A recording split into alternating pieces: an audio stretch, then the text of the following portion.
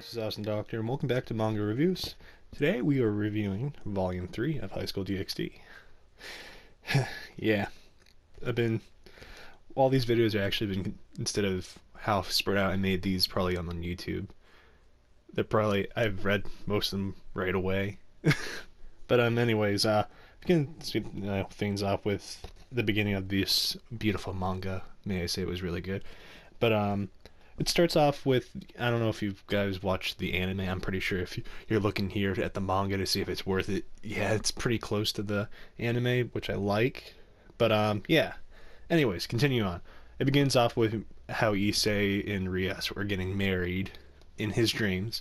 It was his wet dream, obviously, and how he wakes up right before, well, Drag gets a hold of him before he's gonna get his stuff done with Rias, if you know what I mean. But anyways, this is where he starts to begin to train more to become more powerful. So obviously he wakes up early in the morning for Rias, and after that first training session, Azia comes out of nowhere and she moves into Issei's house. And like the anime, Rias tells the parents that Azia could be, Issei's future wife. And that would triggers the whole thing in the background with Rias being the head of the Grimmery, well, going to be, and that's where you're going to see more of the rise of the Riser. Let's quote that, rise of the Riser. Oh god. But anyways, continue on with that.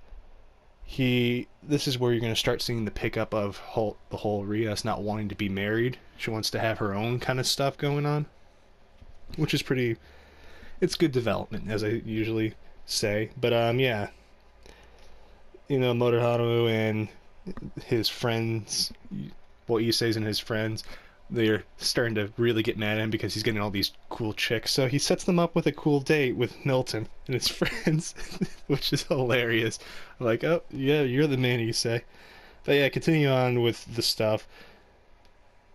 Azia is going to go on her first pack mission, I'll call it.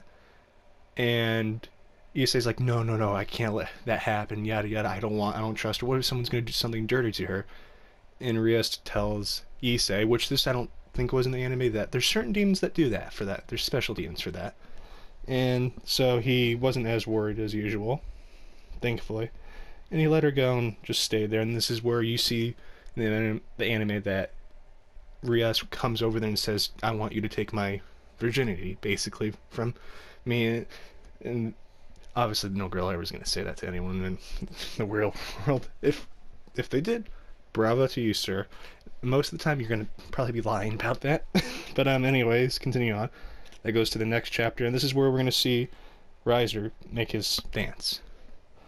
And unfortunately, Issei does the stupid thing and try to fight Riser right away, even though he's not that strong yet. And his pawn, Riser's pawn, hits Issei, the weakest one, and knocks him to the floor. And later on it's discussed that after that whole altercation that Rias is going to fight Phoenix in a unofficial rating game. And instead of Graphia telling Rias that you're going to have a handicap of 10 weeks, Riser says you're going to need that. And this leads to the train where, you get to see Issei really step it up as the Red Dragon Emperor. And obviously, if you've seen the anime, you see him fight sword-to-sword combat with Kiba, and martial arts with Kaneko, and magic with Akano. And we don't, unfortunately, get to see the glorious scene of Issei picturing Akano naked and splitting the onions and everything for his superpower, which we don't really see anything about Dress Break yet, which I'm a little surprised. But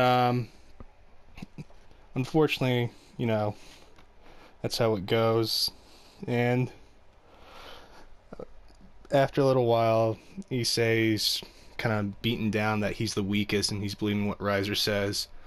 And he kind of just beats himself up, and you get to see a little towards the end that Rias is talking to him like, don't worry, I'll stay here until this and that, until you fall asleep.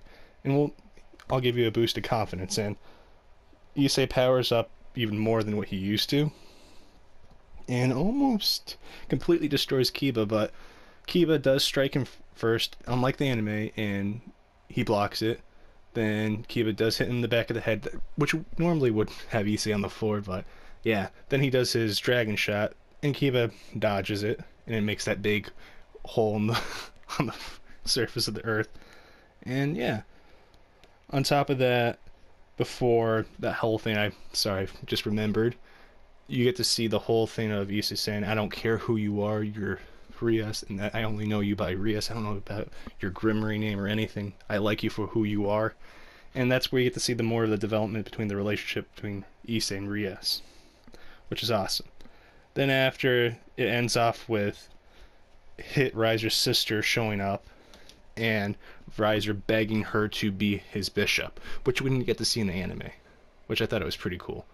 But she at first was hesitant because it's his harem, and she doesn't really want to get, felt up or used by her brother, which is, it's very weird, a bit taboo where we are, in the U.S. I don't know, in Japan it might be popular for those kind of things, but that's where it leaves off. And the next one, I can't wait to see. I have a feeling it's going to be where the rating game does begin, but a little before, you get to see more stuff happen. But yeah, thank you guys for watching. As always, I'll keep you updated with the next one. See you guys later.